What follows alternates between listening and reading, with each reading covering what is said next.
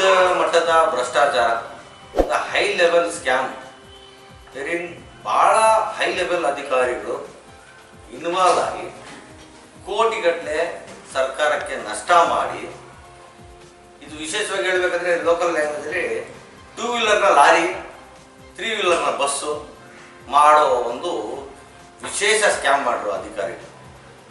ನಾನಿವತ್ತು ಏನೇ ಮಾತಾಡಬೇಕಾದ್ರೂ ಪತ್ರಕರ್ತರ ಮುಂದೆ with evidence, with certified, with valid evidence ಇಟ್ಕೊಂಡು ನಾನು ಮಾತಾಡ್ತೀನಿ. ನಮ್ಮ ಈ ಹಗರಣ ವಿಶೇಷವಾಗಿ ಈಗ ಬಂದಿರೋ ಹೊಸ ಸಾರಿಗೆ ಮಿನಿಸ್ಟ್ರಿಗೆ ತಲುಪಬೇಕು. ಯಾವ ಮಟ್ಟದಲ್ಲಿ ಈ ಅಧಿಕಾರಿಗಳು ಭ್ರಷ್ಟಾಚಾರ ಮಾಡ್ತಾರೆ, ಈ ಮಟ್ಟಕ್ಕೆ ಹಿಂಗೂ ಆಗುತ್ತಾ ಅನ್ನೋದು ವ್ಯವಸ್ಥೆಯಲ್ಲಿ ನಾವಿದ್ದೀವಿ. ಈ ಮಾತು ಮಿನಿಸ್ಟ್ರಿಗೆ ಹೋದರೆ ಅವರು ಶಾಕ್ ಆಗಬೇಕು, ವಾಟ್ ಈಸ್ ದಿಸ್ ಅಂತ. ನೋಡಿ, 48 ವೆಹಿಕಲ್ಸ್ ನೂರಾರಾಗಿದೆ. It is estimated 700 to 800 vehicles Bangalore central RTO KA01 ಅಲ್ಲಿ ಒಂದೇ ಕಚೇರಿಯಲ್ಲಿ 700 ರಿಂದ 800 ವೆಹಿಕಲ್ಸ್. ನನ್ನ ಮಾಹಿತಿ ಇರೋ ಪ್ರಕಾರ ನನ್ನ ಹತ್ರ ಇರೋದು 48 ವೆಹಿಕಲ್ಸ್ ಡಾಕ್ಯುಮೆಂಟ್ಸ್. ಅದನ್ನ ಏನು ಮಾಡ್ತಾರೆ, ಮೈಗ್ರೇಷನ್ ಮಾಡ್ತಾರೆ. ನಾವು ಆಂಧ್ರ ಅಲ್ಲಿ ಒಂದು ಟೂ ವೀಲರ್ ತೊಗೊತೀವಿ ಸೆಕೆಂಡ್ ಹ್ಯಾಂಡ್, ಇಲ್ಲಿಗೆ ಬಂದು ನಾವು ಆ 2 ವೀಲರ್ ಟ್ರಾನ್ಸ್ಫರ್ ಮಾಡ್ತೀವಿ. ಇಲ್ಲಿಗೆ ಆ 2 ವೀಲರ್ ಇಲ್ಲಿ ಬಂದು ಟ್ರಾನ್ಸ್ಫರ್ ಆದಾಗ ಇಲ್ಲಿ ಲಾರಿ ಆಗೋಗುತ್ತೆ. ಆ 2 ವೀಲರ್ ನಂಬರ್ ಇರ್ತದೆ, ನಮ್ಗೆ ಇಲ್ಲಿ ಕರ್ನಾಟಕ ಹೊಸ ನಂಬರ್ ಜನರೇಟ್ ಮಾಡ್ತಾರೆ. ಓಲ್ಡ್ ನಂಬರ್ ತೆಗೆದು ನೋಡಿದ್ರೆ 2 ವೀಲರ್ ಹೊಸ ನಂಬರ್ ಅದು ಜನರೇಟ್ ಆಗಿದೆಯಲ್ಲ ಆ ಓಲ್ಡ್ ನಂಬರ್ಗೆ, ಅದನ್ನ ನೋಡಿದ್ರೆ ಲಾರಿ ಬಸ್ಸು. ಇದು ಹೆಂಗಾಯಿತು? ಈಗ ನಾವು ಒಂದು ಮೈಗ್ರೇಷನ್ ಮಾಡುವಾಗ RTO ಇನ್ಸ್ಪೆಕ್ಟರ್ ಇರ್ತಾರಲ್ಲ, ಗಾಡಿಯಲ್ಲಿ ಇರ್ತಾರೆ, ಬಂದು ಚಾರ್ಜಿ ನಂಬರ್ ವೆರಿಫೈ ಮಾಡಬೇಕು. ಒಂದು ಇನ್ಸ್ಪೆಕ್ಟ್ರು ಇನ್ಸ್ಪೆಕ್ಷನ್ ಮಾಡಿ ಗಾಡಿ ಆನ್ ಸ್ಪಾಟು RTO ಆಫೀಸ್ ಹತ್ರ ತಗೊಂಬಂದು ಚಾರ್ಜಿ ನಂಬರ್ ವೆರಿಫೈ ಮಾಡಬೇಕು. ಇದೆಲ್ಲ ಹೆಂಗ್ ಗೊತ್ತು? ಅವ್ರ ಗಮನಕ್ಕೆ ತಿಳಿದಿರ ಆಗೋಗಿದೆಯಾ? ಫಾರ್ ಎಕ್ಸಾಂಪಲ್ ನೋಡಿ, ತಂದಿರೋ ಫೋಟೋ ಇದೆ, ಈ ನಂಬರ್ ಇದೆ AP16EH 8955. ಈ ನಂಬರ್ಗೂ ಮೈಗ್ರೇಷನ್ಗೆ ಆಗ್ತಾರೆ. ಇಲ್ಲಿ ತೋರಿಸ್ತೀನಿ ನಿಮಗೆ, ಈ ನಂಬರು ಮೈಗ್ರೇಷನ್ಗೆ ಆಗ್ತಾರೆ. ಈ ನಂಬರ್ ಮೈಗ್ರೇಷನ್ಗೆ ಹಾಕಿದಾಗ ಈ ನಂಬರು ಲಾರಿ ಆಗೋಗುತ್ತೆ. ಹೊಸ ನಂಬರ್ ಬರುತ್ತಲ್ಲ, ಆವಾಗ ಇದು 9663 ಅಂತ ಲಾರಿ ಆಗೋದು. ನೀವು ನಂಬ್ತೀರ ಇದನ್ನ? ಹೆಂಗಾಯ್ತು ಇದು?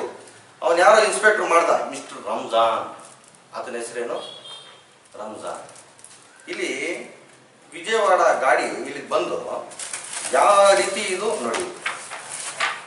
ನೋಡಿ ಸರ್, ಇದು ಇದರಲ್ಲಿ ಓಲ್ಡ್ ನಂಬರ್ ಇದೆ ನೋಡಿ, 27 ಫಾರ್ಮ್ ಇದು. 27, 28 ಫಾರ್ಮ್ ಕೊಡಬೇಕು ಮೈಗ್ರೇಷನ್ ಅಲ್ಲಿಂದ ಗಾಡಿ ಬಂದಾಗ. 27 ಫಾರ್ಮಲ್ಲಿ ಇದೇ ನಂಬರ್ ಇದೆ ನೋಡಿ, AP16EH 8955. ಇದು ವಿಶೇಷವಾಗಿ ವಿಜಯವಾಡ ಕಮಿಷನರ್ ಆಫೀಸ್ಗೆ ಹೋಗಿದ್ದೆ. ಹೋಗಿ ನಾವು ಇದು 2024 ಜನವರಿಯಲ್ಲಿ ದೂರು ಕೊಟ್ಟಿದ್ವಿ ಸರ್ಕಾರಕ್ಕೆ ಮತ್ತು ಕಮಿಷನರ್ ತನಿಖೆ ಮಾಡಿ. ನಮ್ಮ ಜಾಯಿಂಟ್ ಕಮಿಷನರ್ ಏನು ಮಾಡಿದ್ರು, ಅದರ್ ಸ್ಟೇಟ್ಸ್ಗೆ ಹೋಗಿ ನಾನು ಎವಿಡೆನ್ಸ್ ಎಲ್ಲಿಂದ ತರೋದು, ನೀವು ಇಲ್ಲೇ ಕೂತೀರಿ ಮೇಡಮ್, ನಾನೇ ಕಷ್ಟಪಡ್ತಾ ಇರ್ತೀನಿ ಅಂದೆ. ಏನು ಸ್ವಾಮಿ, ವಿಜಯವಾಡ ನಾನು ಖುದ್ದೋಗಿದ್ದೆ, ಎವಿಡೆನ್ಸ್ ತಂದಿದ್ದೀನಿ.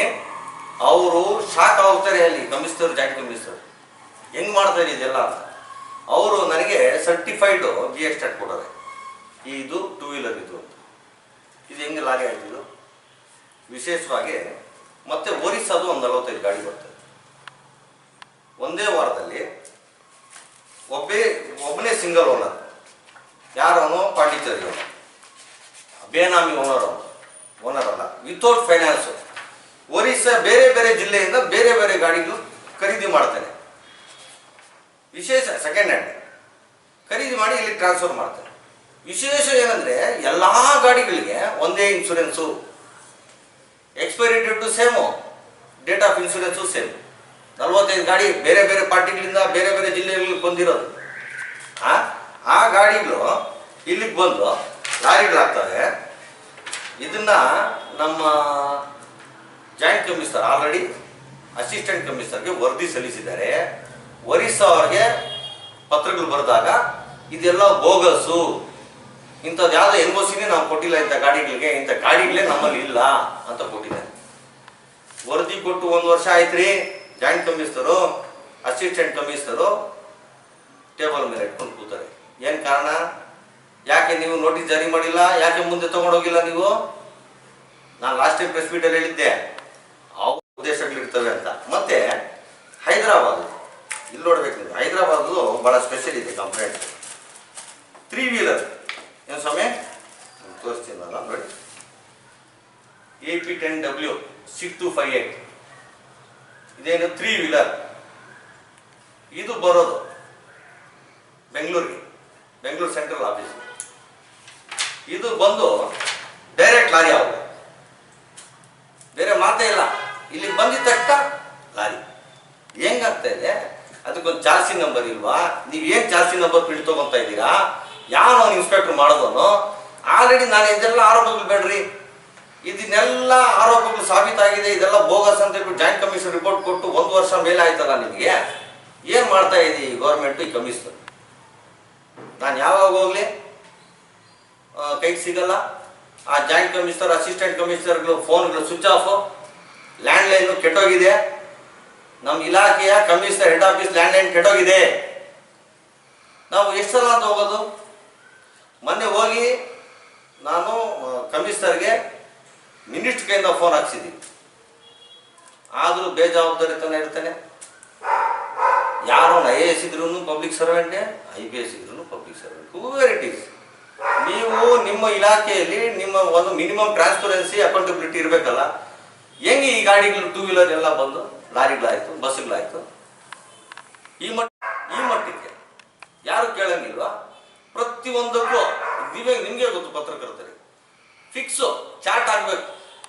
TOಗಿಷ್ಟು, HP ಕ್ಯಾನ್ಸಲ್ಗಿಷ್ಟು, FC-ಗಿಷ್ಟು, ರಿನ್ಯೂವಲ್ಗಿಷ್ಟು, DL-ಗಿಷ್ಟು ಫಿಕ್ಸು. ಏನಂತೀರಿ ಪತ್ರಕರ್ತರೆ? ತಪ್ಪು ಹೇಳ್ತಾ ಇದ್ರೆ ಹೇಳಿ. ಇಲ್ಲ ನಾನು ಸುಳ್ಳು ಹೇಳ್ತಾ ಇದ್ದೀನಾ? ನಮ್ಗಿರೋ ಒಂದೇ ದೇವರು, ಆ ದೇವ್ರ ಮೇಲೆ ಪ್ರಮಾಣ ಮಾಡ್ತೀನಿ. ನೀವು ಅಧಿಕಾರಿಗಳು, ನಿಮ್ಗೆ ಯಾವ ನಿಮ್ಮ ಮನೆ ದೇವರಿದ್ದಾರೋ ಅವ್ರ ಮೇಲೆ ಪ್ರಮಾಣ ನೀಡಬೇಕು. ತಿಂತಾ ಇಲ್ವಾ ನೀವು? ಪ್ರತಿಯೊಂದು ಆಯಿತು, ತಿಂತವ್ರೆ. ಮಾನ್ಯ ಲೋಕಾಯುಕ್ತವ್ರಿಗೂ ಗೊತ್ತು ಎಷ್ಟಂತ ರೇಟ್ ಮಾಡ್ತಾರೆ ಅವರು. ಈ ಮಟ್ಟಕ್ಕೆ ನೀವು ಭ್ರಷ್ಟಾಚಾರ ಮಾಡ್ಬೇಕಾ? ಹೆಂಗಾಯ್ತು 2 ವೀಲರ್ಗಳು? IM ಇನ್ಸ್ಪೆಕ್ಟರ್, ಸೀನಿಯರ್ ಇನ್ಸ್ಪೆಕ್ಟರ್, ಈಗ 51 RTO ಆಗಿದೆ. ಅವರು ಭಾಳ ಏನು ಅಂತಾರಲ್ಲ, ಅವ್ರಿಗೆ ಸಂಜೀವಿನಿ ಇದು ಕೊಟ್ಟರು, ದೇವರು ಪ್ರಸಾದ. ಅವ್ರಿಗೆ ಭಯನೇ ಇಲ್ಲ, ಡೋಂಟ್ ಕೇರ್ ಮನುಷ್ಯ ಆತ. ಯಾವ ಅಧಿಕಾರಿ ನೋಟಿಸ್ ಕೊಟ್ಟರು ಡೋಂಟ್ ಕೇರ್. ಅವ್ರದ್ದೇ ಒಂದು ಇದು ಸಪ್ರೇಟ್ ಡಾಮಿನೇಷನ್ ಇಲಾಖೆ. ಇದೆಲ್ಲ ನೋಡ್ರಿ, ನಕಲಿ ಬಸ್ಗಳಿಗೂ ಮಾಡಿಬಿಟ್ರಿ ನೀವು, ನಕಲಿ ಲಾರಿಗಳು ಮಾಡಿಬಿಟ್ರಿ, ನಕಲಿ DL ಮಾಡೋಕೆ ಹೊರಟಿದ್ದೀರಾ, ಮಾಡ್ತಾನೆ ಇದ್ದೀರಾ. ಪತ್ರಕರ್ತರೇ, ನಾನು ಹೇಳಿದ್ರೆ ಶಾಕು. ಬಯೋಮೆಟ್ರಿಕ್ ಕೊಡಬೇಕು ಅಂತ DLಗೆ ಕ್ಯಾಂಡಿಡೇಟ್ ಅಪಿಯರ್ ಆಗಿ ಚಂದಾಪುರ ಆಫೀಸಲ್ಲಿ, ಇಂದಿರಾನಗರ ಆಫೀಸಲ್ಲಿ, ತುಮಕೂರು ಆಫೀಸಲ್ಲಿ. ಮನುಷ್ಯನೇ ಬರೋ ಅವಸರ ಇಲ್ಲ ರೀ, ಕ್ಯಾಂಡಿಡೇಟೇ ಬರೋ ಅವಸರ ಇಲ್ಲ. ವಿಥೌಟ್ ಕ್ಯಾಂಡಿಡೇಟ್ DL, ಬಯೋಮೆಟ್ರಿಕ್ಕು ಅದು ಫಿಕ್ಸು. ಒಂದು ಸೆಲ್ಫಿ ಫೋಟೋ ಅಂತೆ, ನಮ್ಮದು ವೆಬ್ ಕ್ಯಾಮಲ್ಲಿ ಫೋಟೋ ತಗೊಳ್ಳೋಲ್ಲಿರೋ ಸೆಲ್ಫಿ ಫೋಟೋನ ಅಟ್ಯಾಚ್ ಮಾಡೋದು. ಕ್ಯಾಂಡಿಡೇಟೇ ಬರಲ್ಲ. ಹಿಂಗೆ ಮಾಡಿ ಏನು ಮಾಡಿದ್ರು ಮೈಸೂರು ಡಿವಿಷನಲ್ಲಿ ಆಗಿದೆ. ಈ ಮೇಯ್ನು ಈ ನಮ್ಮ ಬೆಂಗಳೂರಲ್ಲಿ ಕೇರಳದಿಂದ ಬಂದಿದ್ದಾರಲ್ಲ ನಾಗರಿಕರು, ಅವರು ಮಾಡ್ಸೋಕ್ಕೆ ಸ್ಟಾರ್ಟ್ ಮಾಡಿದ್ರು. ಕೇರಳಿಯನ್ಸ್ ಯಾವಾಗ DL ಮಾಡಿಸಿದ್ರು, ಆ ಕೇರಳಿಯನ್ಸ್ ಹೋಗಿ ಅಲ್ಲಿ ಚೇಂಜ್ ಆಫ್ ಅಡ್ರೆಸ್ಗೆ ಹಾಕ್ಕೋತಾರೆ. ಕೇರಳ ಹೋಗಿ ಊರಿಗೆ ಹೋಗಿ ಅಲ್ಲಿ ಯಾಕೆ ಯೋಗ್ಯ ಆಗ್ತಾ ಇದೆ ಅಂತ ಹೇಳ್ಬಿಟ್ಟು ಅಲ್ಲಿ ಸಾರಿಗೆ ಇಲಾಖೆಯವರು ತನಿಖೆ ಮಾಡಿದ್ರು. ತನಿಖೆ ಮಾಡಿ ಇದೆಲ್ಲ DL ಬೋಗಸ್ ಇಶ್ಯೂ ಮಾಡಿರೋದು ಕರ್ನಾಟಕದಲ್ಲಿ ಅಂತ ಹೇಳ್ಬಿಟ್ಟು ಅಲ್ಲಿ ಏನು ಅಧಿಕಾರಿಗಳಿಗೆ ಸಸ್ಪೆಂಡ್ ಮಾಡಿದ್ದಾರೆ. ಭೇಟಿ ಮಾಡಿ ಬಂದಿದ್ದೀನಿ. ಮಾನ್ಯ ಹಳೆ ಸಚಿವರಿದ್ದರು ರಾಮಲಿಂಗೇಗೌಡರಿಗೆ ಹೇಳಿದ್ದೀನಿ, ಸ್ವಾಮಿ ನಾನು ಭೇಟಿ ಮಾಡಿ ಬಂದಿದ್ದೀನಿ, ಅವ್ರ ಹತ್ತಿರದಲ್ಲೇ ಪತ್ರ ಬರೀತಾರಂತೆ ನಮ್ಮ ಸರ್ಕಾರಕ್ಕೆ, ಈ ರೀತಿ ನಿಮ್ಮ ರಾಜ್ಯದಲ್ಲಿ ಇಂಥ ಹಗರಣ ಮಾಡಿ ನಮ್ಮವ್ರಿಗೆ ಕಳಿಸೋರು, ನಕಲಿ DL ಕಳಿಸಿ ಅಂತ. ನನಗೂ ಅವ್ರು ಮಾತು ಕೊಟ್ಟರು. ಕಮಿಷನರು, ಅವ್ರು IPS ಆಫೀಸರ್ ಆಗಿದ್ರು, ಭಾಳ ಚೆನ್ನಾಗಿ ಅವ್ರು ರೆಸ್ಪಾನ್ಸ್ ಮಾಡಿದ್ದಾರೆ, ಕೋಆಪ್ರೇಟ್ ಮಾಡಿದ್ರು. ನಾನು ಒಂದು ಲಿಖಿತದಲ್ಲಿ ಕೇರಳ ಕಮಿಷನರ್ ಕಂಪ್ಲೇಂಟ್ ಕೊಟ್ಟಿದ್ದೀನಿ. ಹತ್ತಿರದಲ್ಲಿ ಅವರು ಪತ್ರ ಬರೀತಾರೆ. ಎಲೆಕ್ಷನ್ ಬಂತು, ಆದ ಕಾರಣ ಸ್ವಲ್ಪ ವಿಲೆ ಆಗಿದೆ. ಈ ಮಾತು ನಾನು ಹಳೆ ಸಚಿವರಿಗೂ ನಾನು ಹೇಳಿದ್ದೀನಿ, ನಮ್ಮ ರಾಜ್ಯದ ಮರ್ಯಾದೆ ಹರಾಜಾಗುತ್ತೆ, ನೀವು ಬೇಗ ತನಿಖೆ ಮಾಡಿ. ನಾನು ಈ DL ಕಂಪ್ಲೇಂಟು ಕೊಟ್ಟು ಈಗ 4 ದಿನ ಆದರೆ 1 ವರ್ಷ ಎನ್ಕ್ವೈರಿ ಮಾಡಿ ಅಂತ. ನಾನೇನು ಕೊಟ್ಟಿದ್ದೀನಿ ಗೊತ್ತೇನ್ರಿ, ಬಾಂಡ್ ಪೇಪರ್ ಕೊಟ್ಟಿದ್ದೀನಿ ಕಮಿಷನರ್ಗೆ, ಏನೋ ರೈಟಿಂಗಲ್ಲಿ ಅಫಿಡವಿಟ್. ನಾನು ಕೊಟ್ಟಿರೋ ಕಂಪ್ಲೇಂಟ್ ಸುಳ್ಳಾಗಿದ್ದಲ್ಲಿ ತನಿಖೆ ಮಾಡಿದ್ಮೇಲೆ ನನ್ನ ಮೇಲೆ ನೀವು IPCಯಲ್ಲಿ ಕಾನೂನು ಕ್ರಮ ತಗೊಳ್ಳಿ ಅಂತ ಇನ್ನೆಂಗ್ರೆ ಹೇಳ್ಬೇಕು ನಿಮಗೆ? ನೋಟ್ರಿ ಮಾಡಿ ಅಫಿಡವಿಟ್ ಕೊಟ್ಟಿದ್ದೀನಲ್ಲ, ನಾಚಿಕೆ ಆಗಲ್ವಾ ಅಧಿಕಾರಿಗಳಿಗೆ? ಇವತ್ತು ಕೇಳ್ತೀನಿ ನಾನು ಹೋಗ್ಬಿಟ್ಟು ಫೈಲು ಅದೆಲ್ಲಿದೆಯೋ ಗೊತ್ತಿಲ್ಲ, ಹುಡುಕ್ಬೇಕು ನೋಡಬೇಕು ಅಂತ ನಾಟಕಗಳು ಆಡ್ತೀರ ನೀವು. ಒಂದೊಂದು ಕೇಸ್ ವರ್ಕರ್ಗೂ ಇಷ್ಟಿಷ್ಟಿದೆ, ಇಷ್ಟಿಷ್ಟು ಅದೇನೋ ಡ್ಯಾಶ್ ಇದೆ, ನಾನು ಹೇಳ್ಕೋಬೋದು. ಸಣ್ಣ ಕೇಸ್ ವರ್ಕರ್ ಕ್ಲರ್ಕ್ಗಳು ಇಷ್ಟಿಷ್ಟು ಮಾತಾಡ್ತಾರೆ. ಏನ್ರಿ ನಾಚಿಕೆ ಆಗಲ್ಲ? 1 ವರ್ಷದಿಂದ ನಮ್ಮ ಫೈಲ್ ಎಲ್ಲಿದೆ ನಿಮ್ಗೆ ಗೊತ್ತಿಲ್ಲ? ಯಾಕೆ ತನಿಖೆ ಮಾಡಿಲ್ಲ ಅದು? ಈ ಕೇರಳದಿಂದ ಅವರು ಕೇರಳ ಸರ್ಕಾರದವ್ರು ನಿಮ್ಗೆ ಲೆಟರ್ ಕೊಟ್ಟರೆ ನಾಚಿಕೆ ಆಗಲ್ವಾ? ಸರ್ಕಾರಕ್ಕೆ ನಾಚಿಕೆ ಆಗಲ್ವಾ? ನಾವು ಆ ಸರ್ಕಾರ ಪಾರ್ಟಿಯವರೇ, ಬಟ್ ಹೇಳ್ಕೊಳಕ್ ನಾಚಿಕೆ ಆಗುತ್ತೆ. ಹೇಳಿದ್ದೀನಿ, ನಮ್ಮ ಮರ್ಯಾದೆ ಹರಾಜಾಗುತ್ತೆ. ಕೇರಳ ಅಲ್ಲಿ ಇದು ಆಲ್ರೆಡಿ ನ್ಯೂಸ್ ಆಗಿದೆ. ಇಲ್ಲಿ ಕೇರಳ ಅವ್ರದ್ದು ಈ ನ್ಯೂಸ್ ಇಲ್ಲಿಗೆ ಬರಬೇಕಾ? ಯಾರ ಮಾನವ ಮರ್ಯಾದೆ ಹೋಗುತ್ತೆ ಹೇಳಿ? ಈಗ ಇವ್ರಿಗೆ ಸ್ವಚ್ಛತೆ ಕೊಟ್ಟಿರೋದು ಅಧಿಕಾರಿಗಳಿಗೆ ಇದು ದೊಡ್ಡ ತಪ್ಪು. ಈ ವಿಶೇಷವಾಗಿ ಈ ಡಿಪಾರ್ಟ್ಮೆಂಟಲ್ಲಿ ಇದು ಭಾಳ ದೊಡ್ಡ ತಪ್ಪು.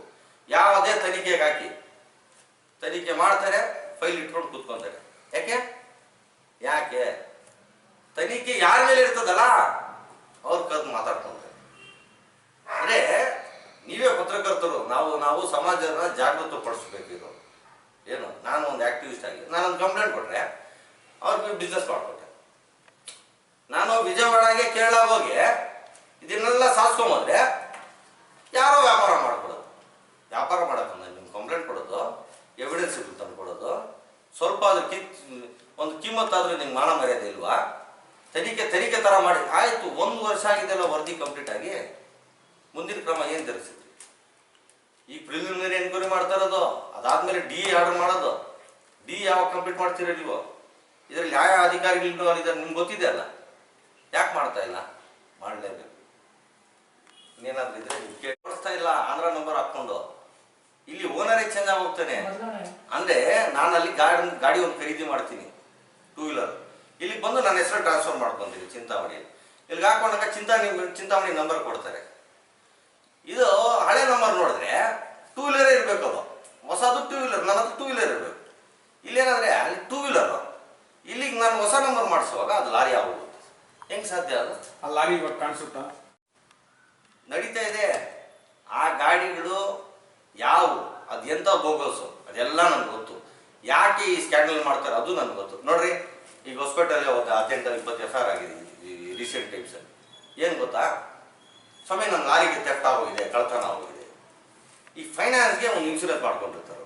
ಏನೋ ಫೈನಾನ್ಸ್ ಏನಾದರೂ ಡ್ಯಾಮೇಜ್ ಆಗಿದ್ರೆ ಅದು ಇಲ್ಲ ಸತ್ತೋದೆ ಅವನು ಲಾರಿ ಓನರು, ಆ ಇನ್ಶೂರೆನ್ಸ್ ಅವರು ಇಂದ ಕ್ಲೇಮ್ ಮಾಡ್ಕೊತಾರೆ. ಆ ಫೈನಾನ್ಸ್ ಅವರು ಕಳೆದೋಗಿದೆ ಅಂದ್ರೂ ಇನ್ಶೂರೆನ್ಸ್ ಅವ್ರು ಪಟ್ಕೊಡ್ತಾರೆ. ಫೈನಾನ್ಸ್ ಅವರು ಕಳೆದೋಗಿದೆ, ಶಾಮೀಲಾಗಿ ಮಾಡೋದಿದೆಯಲ್ಲ, ಪೊಲೀಸವರು ಅಯ್ಯೋ ಸಿಗಲಿಲ್ಲ, ಕೊನೆಗೆ B ರಿಪೋರ್ಟ C ರಿಪೋರ್ಟ ಹಾಕ್ತಾರೆ, ಇನ್ಶೂರೆನ್ಸ್ ಕ್ಲೇಮ್ ಆಗೋದು ಲಾರಿ. ಅಲ್ಲ, ಅಲ್ಲಕ್ಕೆ ಪೇಪರಲ್ಲ, ಲಾರಿನೇ ಇಲ್ಲ ಅಲ್ಲ. ಅರ್ಥ ಆಗ್ತಿದ್ಯಾ? ಇದು ಎಲ್ಲ ಯಾವಾಗ ನಡೀತು? Manual NOC ತಗೋಬೇಕಿತ್ತು. ಅರ್ಥ ಆಗ್ತದೆಯಾ? ಆವಾಗ ನೋಡ್ರಿ, ಪೋಸ್ಟಲ್ ರಿಸಿಪ್ಟ್ಸ್ ಇದೆ ಇದ್ದು ನಮ್ಮ RTO ಸೇಮ್ 45 ಗಾಡಿಗೂ ಇನ್ಶೂರೆನ್ಸು ಒಂದೇ ಡೇಟ್. ಸಾಧ್ಯನಾ? 45 ಗಾಡಿ ಬೇರೆ ಬೇರೆ ಪಾರ್ಟಿಗಳ ಹತ್ರ. ಇವನು ಯಾರೋ ಪಾಂಡಿಚೇರಿ ಓನರಂತೆ, ಇವನು ಇವನು ಆಧಾರ್ ಕಾರ್ಡ್ ಕೊಟ್ಟರು, ಇವನಿಗೆ ಅಸಲ್ಗೆ ಎಕ್ಸಿಸ್ಟೇ ಆಗಲ್ಲ. ಇದ್ಯಾರೋ ಬೇನಾಮಿಗಳು ನಡೆಸೋದಂತೆ ಇದು. ಬಟ್ RTO ಅಧಿಕಾರಿಗಳಿಗೆ ಎಲ್ಲ ಗೊತ್ತು. ಈಗ ನೀವು ತಗೋಬೇಕಾದ್ರೆ ಪೆನ್ಸಿಲ್ ಚಾರ್ಜಿ ಪ್ರಿಂಟು, ಅದು 2 ವೀಲರ್ ಲಾರಿ ಅಂತ ನಿಮ್ಗೆ ಗೊತ್ತಾಗಲ್ಲ ಇನ್ಸ್ಪೆಕ್ಟ್ರಿಗೆ. ಗೊತ್ತಿದ್ದ ತಾನೇ ಮಾಡ್ತಾ ಇದ್ದೀನಿ ನಾನು. ಕೋಲಾರಲ್ಲೂ ಒಂದು ಆಯ್ತಲ್ಲ, ಅವರು ನಮ್ಮ ಪತ್ರಕರ್ತರು ವಿಜಯಲಕ್ಷ್ಮಿ ಅವರು ಎಕ್ಸ್ಪೋಸ್ ಮಾಡಿದ್ರು. ಅದಕ್ಕಿಂತ ಡಬಲ್ ದೊಡ್ಡ ಸ್ಕ್ಯಾಮ್ ಇದೆ. 700ರಿಂದ 800 ಗಾಡಿ ಇದೆ ಬಂದು ಒಂದೇ ಕಚೇರಿ.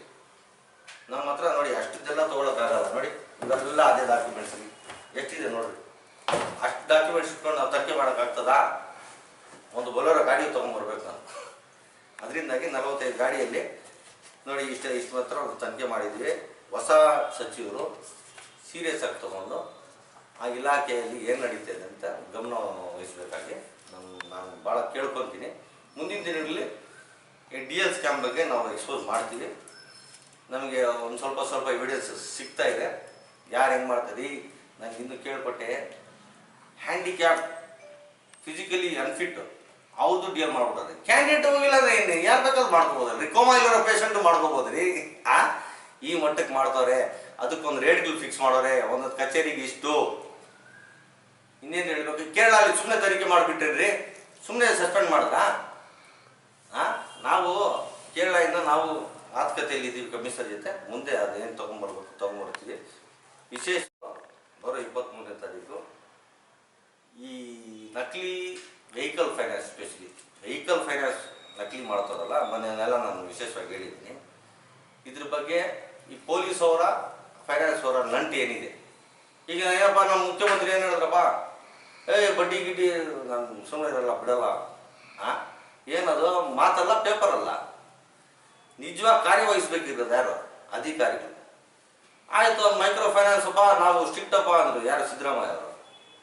ಎಷ್ಟು ಎಫ್ ಆರ್ ಮಾಡಿಸ್ಬಿಟ್ರಿ ಸ್ವಾಮಿ ನೀವು ಮೈಕ್ರೋ ಫೈನಾನ್ಸಲ್ಲಿ? ಇಲ್ಲಿ ಕರ್ನಾಟಕದಲ್ಲಿ ನಮ್ಮ 2 ಜಿಲ್ಲೆಯಲ್ಲಿ ಎಷ್ಟು ಎಫ್ ಆರ್ ಆಗಿದ್ದೀರಿ? ಯಾವುದು ಆಗಿಲ್ಲ. ಯಾಕೆ ಗೊತ್ತಾ? ಈ ಪೊಲೀಸ್ ಅವ್ರದ್ದು ಏನೋ ಒಳನಂಟು. ಮುಂದಿನ ದಿನಗಳಲ್ಲಿ 23ನೇ ತಾರೀಕು ವಿಶೇಷವಾಗಿ ಆವತ್ತು ಈ ಒಳನಂಟು ಬಗ್ಗೆ ಪೊಲೀಸ್ ಅವ್ರದ್ದು, ಈ ಫೈನಾನ್ಸ್ ಅವ್ರದ್ದು ನಾವು ವಿಶ್ಲೇಷಣವಾಗಿ ನಾನು ಮಾತಾಡ್ತೀನಿ. ಮುಂದೆ ನ್ಯಾಯಾಂಗ ಹೋರಾಟ ಅಂದರೆ ನಾವು ಹೈಕೋರ್ಟ್ಗೆ ಮ್ಯಾಂಡಮಸ್ ರಿಟ್ ಹಾಕ್ಕೋಬೇಕು. ಮ್ಯಾಂಡಮಸ್ ರಿಟ್ ಹಾಕ್ಕೊಂಡು ಸ್ವಾಮಿ ನೋಡಿ ಮಾಡ್ತಾ ಇಲ್ಲ ಅಂತ ಹೇಳ್ಬಿಟ್ಟು ಹೈಕೋರ್ಟ್ ಮೊರೆ ಹೋದಾಗ ಮ್ಯಾಂಡಮಸ್ ರಿಟ್ಟಲ್ಲಿ ಡೈರೆಕ್ಷನ್ ಕೊಡ್ತದೆ ಹೈಕೋರ್ಟ್. ಯಾಕೆ ಇಷ್ಟು ಡಿಲೇ ಮಾಡಿದ್ದೀರಾ, ಒಂದು 3 ಮಂತ್ಸಲ್ಲಿ ಕಂಪ್ಲೀಟ್ ಮಾಡಿ ಅಂತ. ಅದಕ್ಕೆ ಪರಿಹಾರ ಅದಕ್ಕೂ ಅದು ಹೋಗ್ಬೇಕಾದ್ರೂ ನಮಗೆ ಒಂದು ಸೀನಿಯರ್ ಕೌನ್ಸಿಲ್ಗೆ ನಾವು ಅಪಾಯಿಂಟ್ ಮಾಡಬೇಕಾದ್ರೆ ಸೀನಿಯರ್ ಕೌನ್ಸಿಲ್ ಫೀಸ್ ಏನು ನಡೀತಾ ಇದೆ ನಿಮ್ಗೆ ಗೊತ್ತಿದೆ. ನಾವು ನೋಡ್ರಿ ಭ್ರಷ್ಟಾಚಾರನ ವಿಲೆ ಹಾಕಕ್ಕೆ ಏನೋ ಕಷ್ಟಪಡ್ತೀವಿ. ಈ ಮಟ್ಟಿಗೆ ಮನೆ ಒಡವೆ ಎಲ್ಲ ಮಾಡ್ಕೊಂಡು ನಾವೆಲ್ಲ ಕಷ್ಟಪಡೋಕ್ಕಾಗುತ್ತೆ? ಇಲ್ಲವರೆಗೂ ನಾವು ಹೋರಾಟ ಮಾಡ್ತಾ ಇದ್ದೀವಿ. ಹೈಕೋರ್ಟ್ಗೆ ಹೋಗಿ ಸುಪ್ರೀಂ ಕೋರ್ಟ್ ನಾನು ಎಲ್ಲಿಂದ ತರೋಕ್ಕಾಗುತ್ತೆ? ಆ ಮಟ್ಟದಲ್ಲಿ ಫೀಸ್ಗಳು ನೀವು ಅರ್ಥ ಮಾಡ್ಕೋಬೇಕು. ಯಾಕೆ ಸರ್ಕಾರ ಜವಾಬ್ದಾರಿ ಇಲ್ವಾ? ಅವರು ಮಾಡಬೇಕಲ್ವಾ? ನೋಡಿ, ರೈಟ್ ಟು ಇನ್ಫಾರ್ಮೇಷನ್ ಆಗಲಿ, right to free speech and freedom ಆಗಲಿ, ಅದೆಲ್ಲ ನಮಗೆ ಸಂವಿಧಾನನೇ ಕೊಟ್ಟರು. ನೀವು ಅಷ್ಟೇ, ಪತ್ರಕರ್ತರು ಅಷ್ಟೇ, ಯಾರಾದರೂ ಸಾಮಾನ್ಯ ಮನುಷ್ಯನೇ ಯಾವಾಗ ಬೇಕಾದರೂ ಏನು ಚಾಪ್ಟರ್ 3 ಚಾಪ್ಟರ್ 4 ಯಾವಾಗ ಬೇಕಾದರೂ ಬಳಸ್ಕೋಬೋದು. ನಿಮ್ಗೆ ಏನೇನು ಫ್ರೀಡಮ್ ಇದೆ ನಿಮ್ಮ ಹಕ್ಕುಗಳು ಬಳಸ್ಕೊಳ್ಳಿ. ನಾನು ಬಳಸ್ಕೊತಾ ಇದ್ದೀನಿ. ಇದು ರೈಟ್ ಟು ಫ್ರೀ ಸ್ಪೀಚು ನಾನು ಹೇಳ್ತಾ ಇದ್ದೀನಿ. ನಿಮ್ಮ ಮೊರೆ ಬಂದಿದ್ದೀನಿ, ಹೇಳ್ತಾ ಇದ್ದೀನಿ. ದಿಕ್ಕತ್ತೇನಿದೆ? ಈಗ ಕಾನೂನು ಹೈಕೋರ್ಟು ಸಮಯ ತಗೊಳುತ್ತೆ, ನಮಗೂ ಅದಕ್ಕೆ ದುಡ್ಡು ವ್ಯವಸ್ಥೆ ಮಾಡ್ಕೊಂಡು ಹೋಗ್ಬೇಕು.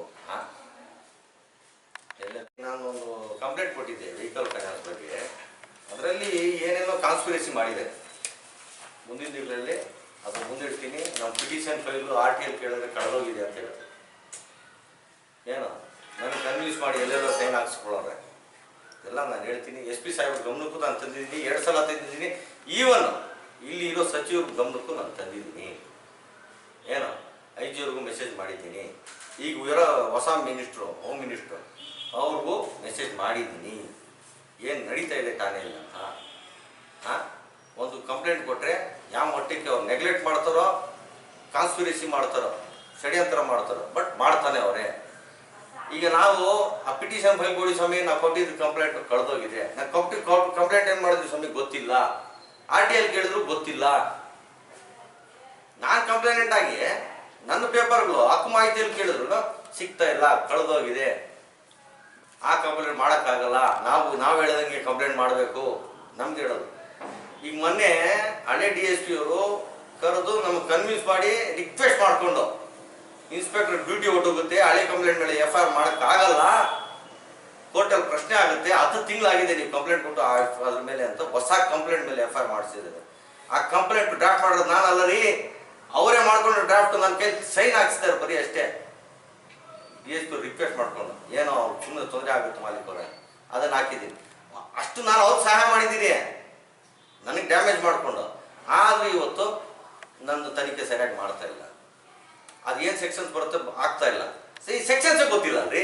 ಏನಕ್ಕೆ ರೀ ಪೊಲೀಸ್ ಅಧಿಕಾರಿಗಳು? ನಿಮ್ಗೇನು ಗೊತ್ತು ರೀ? ಸೆಕ್ಷನ್ 38A ಅಮೆಂಡ್ಮೆಂಟ್ ಆಗಿದೆ. ಯಾವುದರಲ್ಲಿ? ಮನಿ ಲೆಂಡರ್ಸ್ ಆ್ಯಕ್ಟಲ್ಲಿ, Karnataka money lenders act.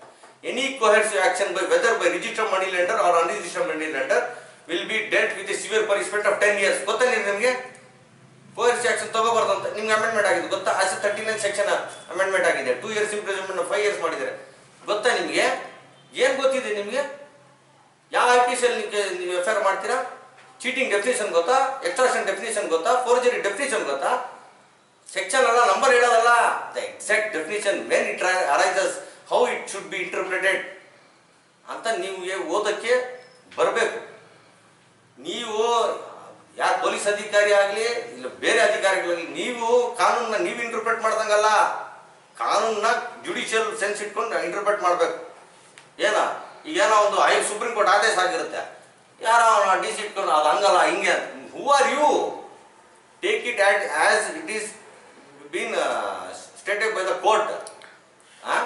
Don't go it into your own convenient. ನಿಮ್ಮ ಕನ್ವೀನಿಯನ್ಸ್ ಥರ ಹೇಳ್ಬಿಡೋದು. ಯಾರೋ ರಮೇಶನೋ ಯಾರೋ ಅಮಾಯಕರು ಹೋದ್ರೆ ಅದಂಗಿಲ್ಲ ಬಿಡಬೇಡ ಕಾನೂನು, ಅದು ಹೌದಾ?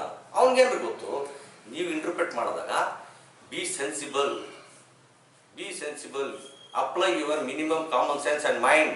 So interpret in the same way. ಹೆಂಗೆ ಜುಡಿಷಿಯಲ್ ಮ್ಯಾಟ್ರ್ ಬಂದಿದೆ ಹಂಗನ್ನೇ ಇಂಟರ್ಪ್ರಿಟ್ ಮಾಡಬೇಕು. ಇಲ್ಲಿ ಯಾವ ಸೆಕ್ಷನ್ನು ಸೆಕ್ಷನ್ನು ಬರುತ್ತಾ ಹೆಂಗೆ? ಯಾಕ್ರಿ SP ಸಾಹೇಬ್ರು ಹೇಳಿದ್ರು ಚೀಟಿಂಗ್ ಬರುತ್ತದಂತ. ಚೀಟಿಂಗ್ FIR ಮಾಡಿ ಅಂತ SP ಸಾಹೇಬ್ರು ಹೇಳೋದು ನನ್ನ ಮುಂದೆ ಬಂದು ಸುಳ್ಳು ಹೇಳಿ ನೋಡೋಣ. ಇವತ್ತು ನೀವು ಚೀಟಿಂಗ್ ಹಾಕಿ ಫೋಟೋ ಹಾಕಿಲ್ಲ ನನ್ನ FIR ಅಲ್ಲಿ. ಅವ್ರು ಡಾಕ್ಟ್ ಮಾಡೋ ಕಂಪ್ಲೇಂಟ್ ಮೇಲೆ ನಾನು ಸೈನ್ ಮಾಡೋದು. ಮುಂದಿನ ದಿನಗಳಲ್ಲಿ ಇದ್ರ ಪರಿಣಾಮ ಏನು ಅಂತ ನಾನು ಹೇಳ್ತೀನಿ. ನಾನು ಕಂಪ್ಲೇಂಟ್ ಕೊಟ್ಟು ನನಗೆ ಸೆಟಲ್ಮೆಂಟ್ ಕರೀತಾರೆ, ಸೆಟಲ್ಮೆಂಟ್ಗೆ ತಲೆ ಬಗ್ಸ್ಕೊಂಡು ಹೋಗಿದ್ದೀನಿ ನಾನು. ಈ ಮಟ್ಟಕ್ಕೆ ನಡೀತಾ ಇದೆ. ನಾವು SP ಹೇಳಿದ್ರು ಆಯಿತು, 154 ನೋಡಿ ನೀವು FIR ಮಾಡಿಲ್ಲ. After 10 months 154 class 3 CRPC, 174 class 3 BNSS ಹೊಸದು SP ನಾನು ಪತ್ರ ಬೇಕು. ಕಾನೂನಲ್ಲಿರೋ ಪ್ರೊಸೀಜರ್ ಇಲ್ಲಿ FIR ರೆಫ್ಯೂಸ್ ಮಾಡಿದ್ರೆ SP-ಗೆ 154 ಕ್ಲಾಸ್ 3 ಬರಿಬೇಕು. ಬರ್ತಿದ್ದೀವಿ, ಮೆನ್ಷನ್ ಮಾಡಿ ಬರ್ತಿದ್ದೀವಿ.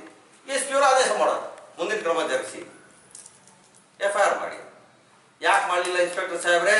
Even after the order of the SP writing ಅಲ್ಲಿ ಆರ್ಡರ್ ಕೊಟ್ಟರು ಯಾಕೆ ಮಾಡಲಿಲ್ಲ? ನನಗೆ ಕರೆದ್ಬಿಟ್ಟು ಹೊಸ ಕಂಪ್ಲೇಂಟ್ ಮೇಲೆ FIR ಮಾಡಿಸ್ತೀರಾ? ಇವತ್ತು ನನ್ನ ಪರಿಸ್ಥಿತಿ ಏನು? ಅದೇ 154 ಅಲ್ಲಿ ಆಯ್ತಮೇಲೆ 156 ಕ್ಲಾಸ್ 3 ಅಲ್ಲಿ ನಾನು ಹೋಗ್ಬೇಕಿತ್ತು ಕೋರ್ಟ್ಗೆ, PCR-ಗೆ. ಸೆಕ್ಷನ್ 156 ಅಲ್ಲಿ ಹೋಗೋ ಪರಿಸ್ಥಿತಿ ಇಲ್ಲ ನನಗೆ. ಯಾಕೆ? ನಿಮಗೆ ನಂಬಿದಕ್ಕೆ. ಅರ್ಥ ಆಗ್ತಾ ಇದೆಯಾ? ನನಗೆ ನಂಬಿಸಿ ಮೋಸ ಮಾಡಿರೋದು. ಈ ಥರ ನಾನು ಬೇಕು ಯಾವತ್ತೂ ಆಗಿಲ್ಲ. ಬಟ್ ನನಗೆ ನೀವು ಬೇಕು ಮಾಡಿರೋದಕ್ಕೆ ಮುಂದಿನ ದಿನಗಳಲ್ಲಿ ತಕ್ಕ ಪಾಠ ಕಳಿಸ್ತೀನಿ.